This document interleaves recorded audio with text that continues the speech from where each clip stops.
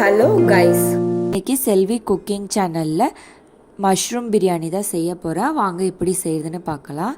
அதுக்கு 1/2 கிலோ ஜீரக சம்பா அரிசி எடுத்து வாஷ் பண்ணிவிட்டு ஊற வச்சுருக்கேன். தண்ணி ஊற்றி 10 நிமிஷம் ஊறட்டும். இஞ்சி பூண்டு பேஸ்ட் அரைக்கிறதுக்கு இஞ்சி பூண்டு எடுத்து வச்சுருக்கேன். அதுக்கப்புறம் வெங்காயம், தக்காளி, பச்சை மிளகா, லெமன் இதெல்லாம் தாளிக்கிறதுக்கு எடுத்து வச்சுருக்கேன். இப்போ இஞ்சி பூண்டு பேஸ்ட் அரைச்சிக்கலாம். இதை அரைக்கிறப்ப ஃபைன் பேஸ்ட்டாக அரைச்சிடாதீங்க, ஒன்றும் பாதியமாக அரைச்சிக்கோங்க, அப்போ தான் நல்லா டேஸ்ட்டாக இருக்கும். அதுக்கப்புறம் சின்ன வெங்காயத்தை அரைச்சிக்கலாம். இந்த மாதிரி சின்ன வெங்காயம் அரைச்சிட்டு பிரியாணியில் சேர்க்குறப்ப பிரியாணி நல்லா டேஸ்ட்டாக இருக்கும். இந்த மாதிரி ஒன்றும் பாதியமாக அரைச்சிக்கோங்க சின்ன வெங்காயமும்.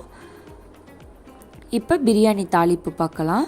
ஸ்டவ் ஆன் பண்ணிவிட்டு குக்கர் வச்சுக்கோங்க. அதில் 5 டேபிள் ஸ்பூன் நெய் ஊற்றிக்கோங்க. 2 குழிக்கரண்டி எண்ணெய் ஊற்றிக்கோங்க. நெய் கம்மியாக ஊற்றணுன்னா 4 டேபிள் ஸ்பூன் ஊற்றிக்கோங்க. இப்போ எண்ணெய் சூடானதும் அதில் பட்டை, கிராம்பு, ஏலக்காய், அன்னாசி முக்கு, பிரிஞ்சி இலை, கடல் பாசி இது எல்லாத்தையும் ஆட் பண்ணிக்கலாம். இதெல்லாம் தாளித்ததுக்கப்புறம் அதில் வெங்காயம் சேர்த்துக்கலாம்.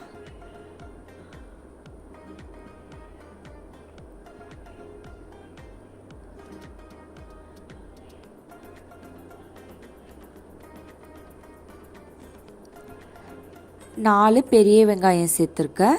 இந்த மாதிரி எண்ணெயிலேயே வெங்காயமும் புதினாவும் சேர்த்து வதக்கிறப்ப பிரியாணி நல்லா வாசனையாக டேஸ்ட்டாக இருக்கும். அந்த மாதிரி செஞ்சு பாருங்கள். இப்போ வெங்காயம் சேர்த்துட்டு நல்லா வதக்கிக்கோங்க. இதில் ஒரு கைப்பிடி புதினா சேர்த்துக்கிறேன். புதினா சேர்த்துட்டு வெங்காயமும் புதினாவும் நல்லா வதங்கட்டும். இது வதங்கினதுக்கப்புறம் மற்ற பொருள் சேர்த்துக்கலாம்.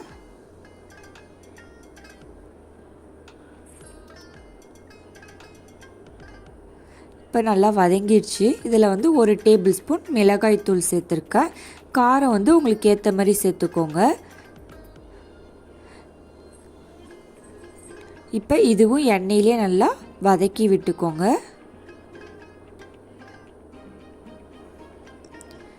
இந்த மாதிரி நல்லா வதங்கணும் வெங்காயம். இந்த மாதிரி நல்லா வதங்கினதுக்கப்புறம் இதில் இஞ்சி பூண்டு பேஸ்ட்டு போட்டுக்கலாம்.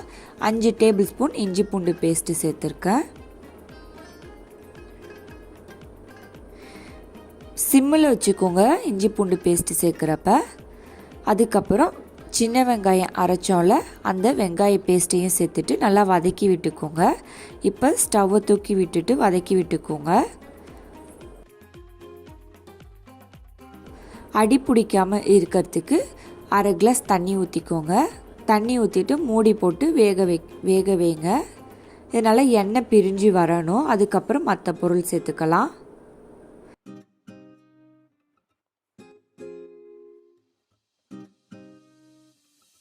இப்போ பாருங்கள் நல்லா எண்ணெய் பிரிஞ்சு வந்துடுச்சு.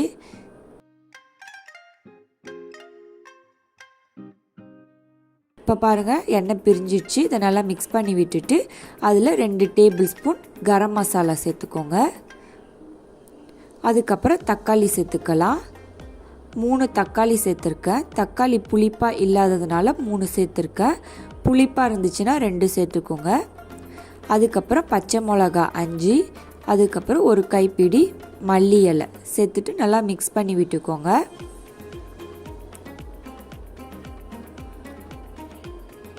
அதுக்கப்புறம் தயிர் சேர்த்துக்கிறேன். 2 டேபிள் ஸ்பூன் தயிர் சேர்த்துருக்கேன்.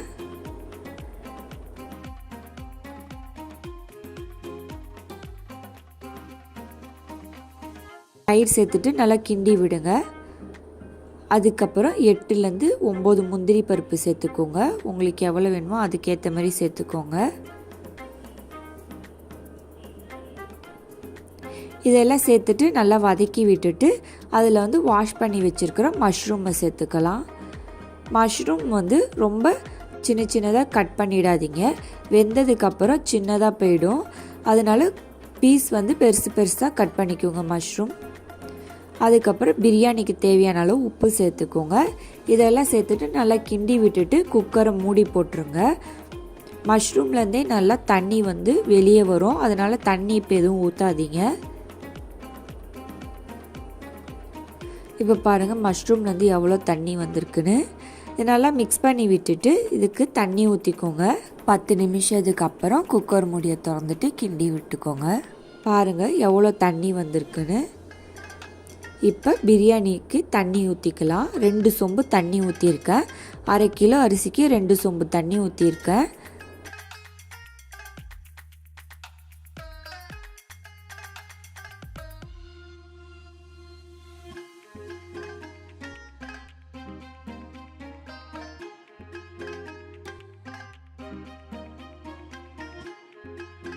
தண்ணி ஊற்றிட்டு மூடி போட்டு கொதிக்க வைங்க.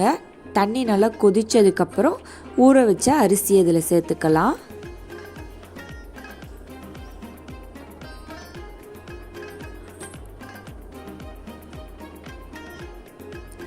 அரிசி சேர்த்துட்டு நல்லா மிக்ஸ் பண்ணி விட்டுட்டு குக்கரை மூடி போட்டு வச்சுருங்க.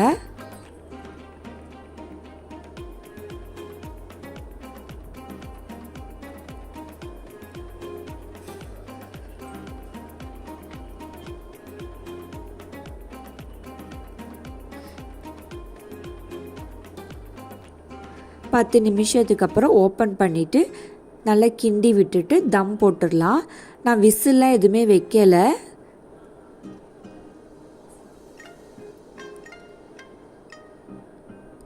இப்போ லெமன் ஜூஸ் ஊற்றிக்கலாம். ஒரு லெமன் ஜூஸ் எடுத்துருக்கேன். அந்த சாறை இதில் சேர்த்துட்டு நல்லா கிண்டி விட்டுட்டு மூடி போட்டுருங்க. குக்கர் மூடி போட்டுட்டு விசில் போட்டுருங்க. அடியில் தோசைக்கல் வச்சுருக்கேன்.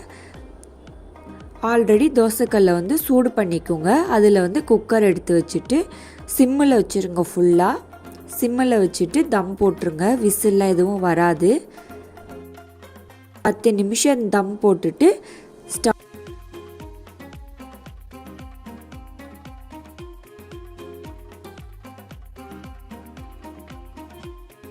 ஒரு டேபிள் ஸ்பூன் நெய் விட்டுட்டு நல்லா கிண்டி விட்டுட்டு சர்வ் பண்ணலாம்.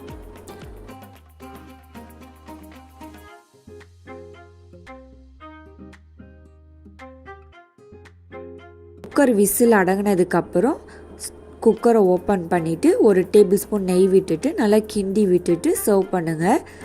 மஷ்ரூம் பிரியாணிக்கு வெங்காய பச்சடி ட்ரை பண்ணி பாருங்கள். பிடிச்சிருந்தா சப்ஸ்கிரைப் பண்ணுங்கள். தேங்க்யூ.